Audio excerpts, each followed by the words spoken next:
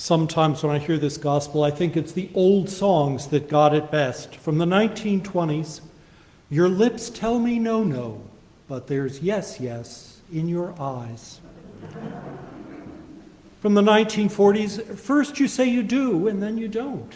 Then you say you will, and then you won't. From the 60s, don't talk of stars burning above. Don't speak of love. Show me. And maybe that level of frustration with human perfidy explains why by the time you get to Katy Perry, you get So Call Me Maybe. All of these people were aware of what it is that happens in our world. There are two kinds of people, it seems. The kind of people who say, for instance, oh, let's do lunch. And you know that will happen after Satan buys himself a winter coat.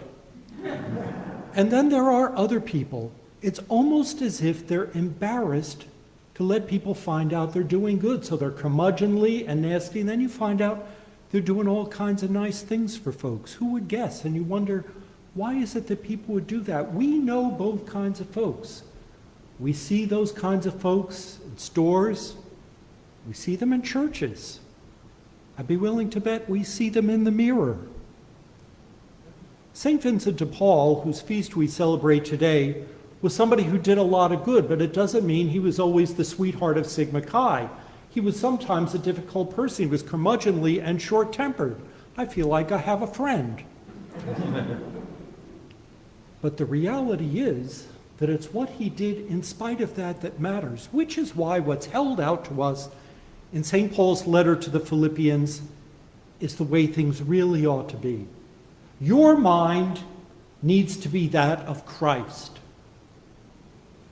Basically, a mind that empties itself of the concern for the self first, puts others first. He did not deem equality with God something to be grasped, but emptied himself, it says, emptied himself, being born of human estate.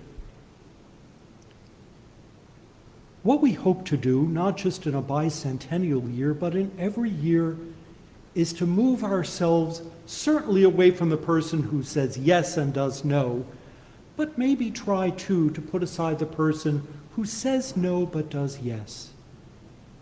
And simply do what we say what we mean, carry out what we've promised. All of those things in the likeness of Christ, without the usual song and dance.